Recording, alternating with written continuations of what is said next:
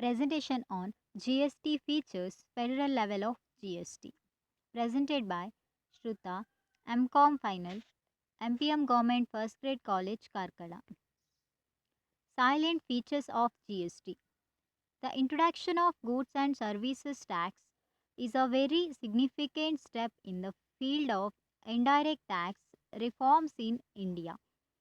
By amalgamating a large number of central and state taxes into a single tax, it has mitigated cascading or double taxation in a major way and paved the way for a common national market.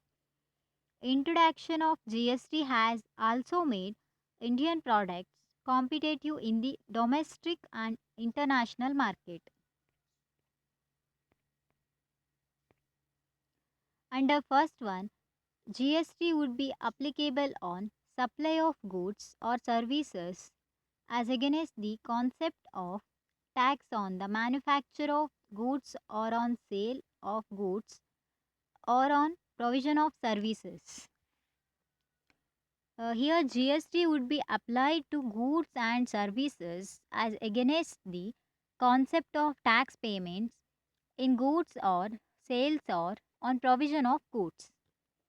Next one, destination based principle. GST is based on the principle of destination based consumption taxation as against the principle of origin based taxation. Here the taxation is based on the principle of origin, where it means a tax are based on the destination or a location or a goal of the GST. Next one, dual GST. It would be a dual GST with the center and states simultaneously levying it on a common base. The GST to be levied by the center would be called central GST, that is CGST, and that to be levied by the states, including union territories with the legislature, would be called state GST, SGST. Union territories without legislature would levy union territories GST, UTGST. Here the dual GST means where the tax is paid to central and state simultaneously levy on a common base, so they are SGST and CGST. Next one, interstate supply.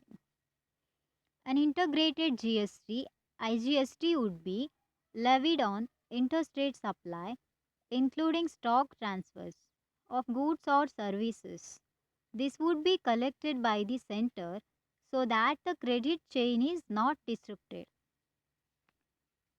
It is a tax of interstate supply which they are collected by the center so that the credit chain is not disrupted. Next one, GST on imports.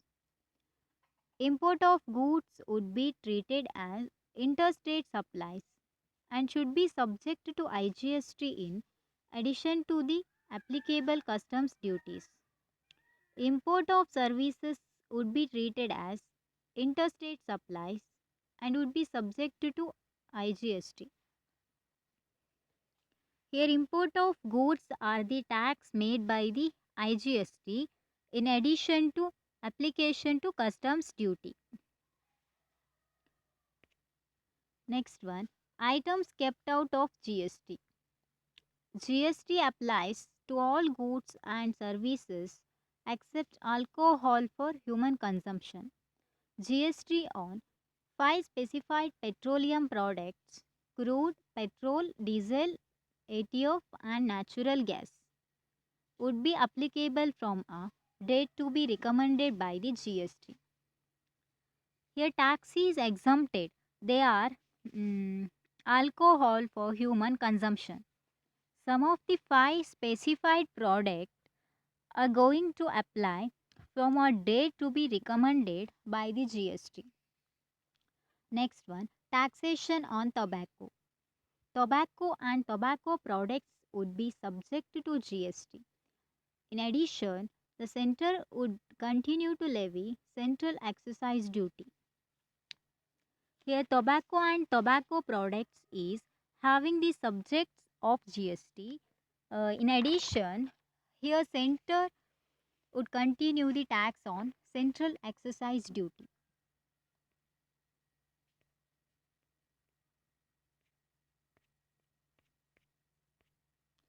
Next one, threshold exemption. A common threshold exemption applies to both CGST and SGST.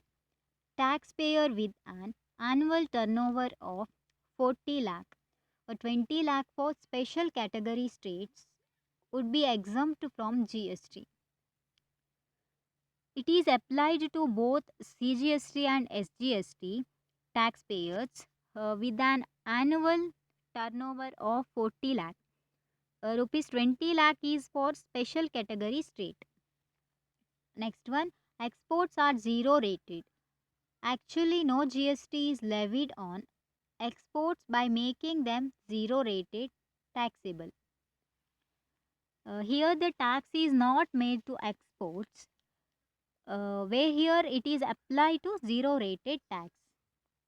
Next one, input tax credit.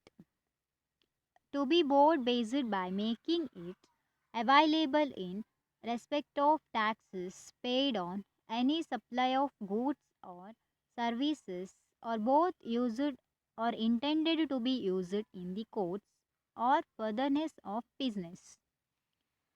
Here ITC to be board based by making it available in respect of tax paid on and supply of goods or services or both. Next, advantages of GST. GST is a win win situation for the entire country. It brings benefits to all the stakeholders of industry, government and consumers.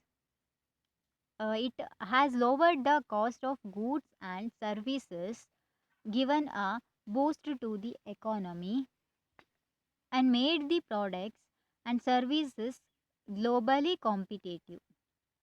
The significant benefits of GST are discussed here under first one, unified national market. GST aims to make India a common market with common tax rates and procedures and remove the economic barriers, thus paving the way for an integrated economy at the national level. Here the main aim is to make India to GST make a common market with common tax rate. Next one, boost to make in India initiative. GST will give a major boost to the Make in India initiative of the Government of India by making goods and services produced in India competitive in the national as well as international market. Here Government of India is taking initiative to develop the country by producing all goods and services. Next one, buoyancy to the government revenue. GST is to bring buoyancy to the government revenue by widening the tax base and improving the taxpayer complaints. Here GST must be buoyancy to the government revenue by widening to tax base and improve the taxpayer. Next one, neutrality. As it is neutral to business process, business models, organizational structure, geographical locations, and product substitutes. It promotes economic efficiencies and sustainable long term economic growth. Here, the neutrality to be in business process, etc., to promote economic efficiency and sustainable long term economic growth. Next one, export from India are zero rated. More efficient neutralization of under GST, especially for exports, thereby making products more competitive in global market and thus boosting exports from India. Here more efficiency is where export from India the tax are zero rated. Next one, eradicate corruption. Under GST, all interactions to be through common GSTN portal. It will ensure least manual interface between the taxpayer and the tax administration. It will definitely affect the corruption. The interaction to be uh, through common GSTN portal. Here it ensure manual interface between taxpayer and the tax administration. It definitely attack the corruption. Next one, no manual interface. GST is based on IT, which will improve the compliances. Is all returns to be filled online, input credit to be verified online, encouraging more paper trial of transactions. Here GST is based on technology. Here manual work is exempted. Next one, taxpayer friendly. GST is an attempt in this regard, a simplified and automated procedures for various processes to remove complexities such as registration returns, refunds, tax payments, etc. Here GST attempt the regarding simplified and automated procedure for various processes to remove the complexity such as registration returns, refunds and tax payments, etc. Next one, reduced evasion.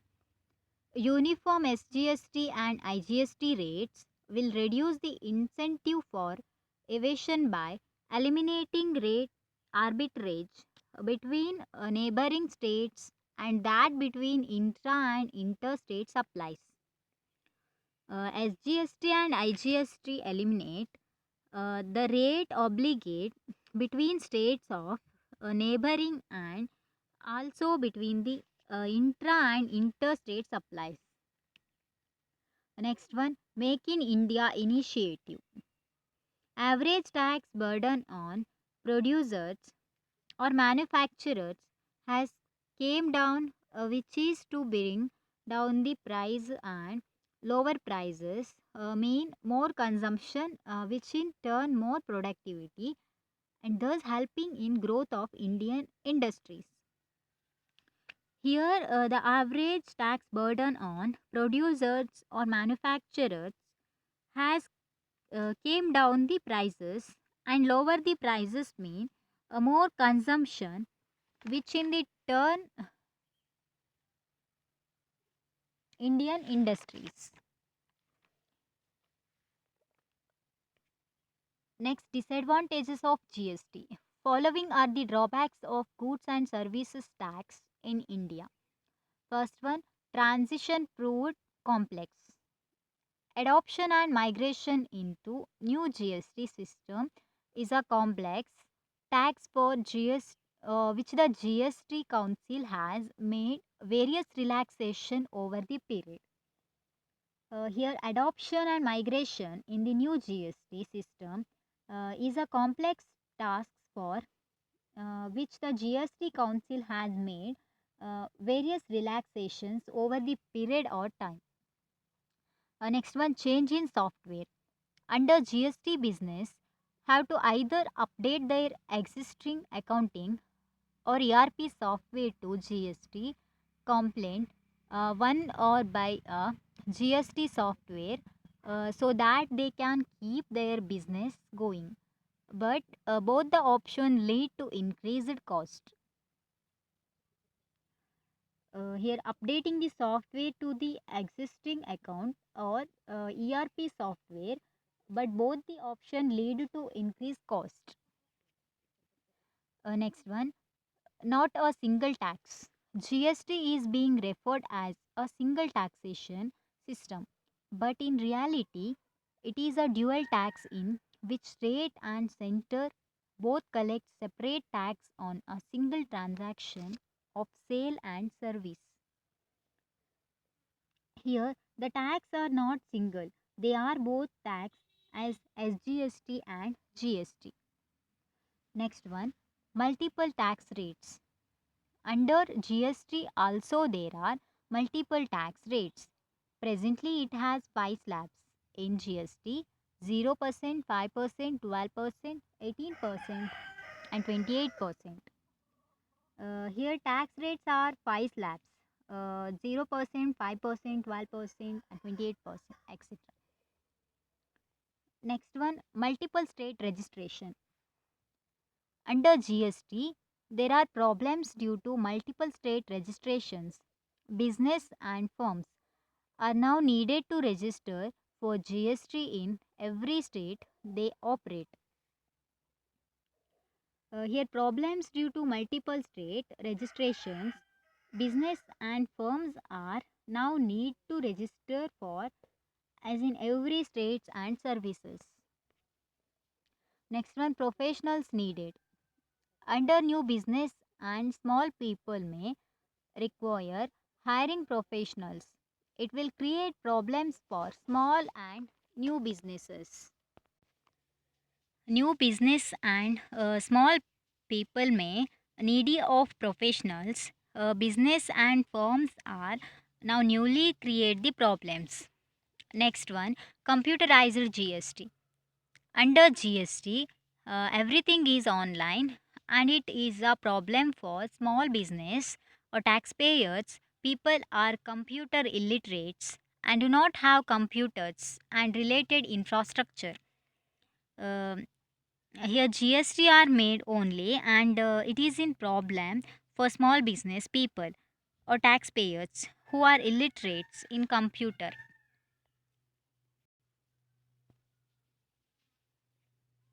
Uh, Increase in operational cost.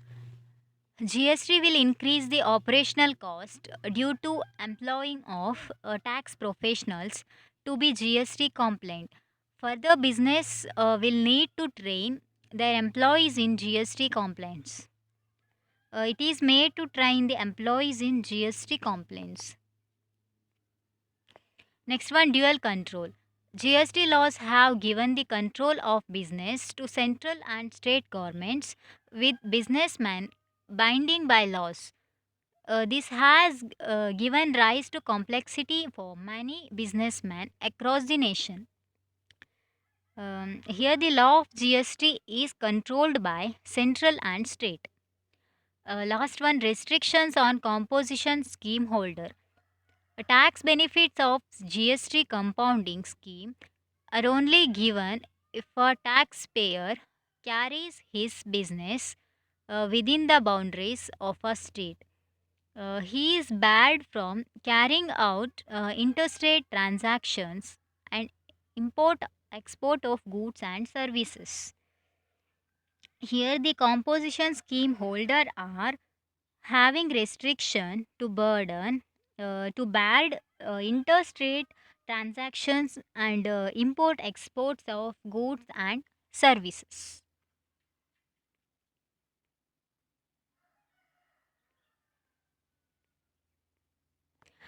Thank you.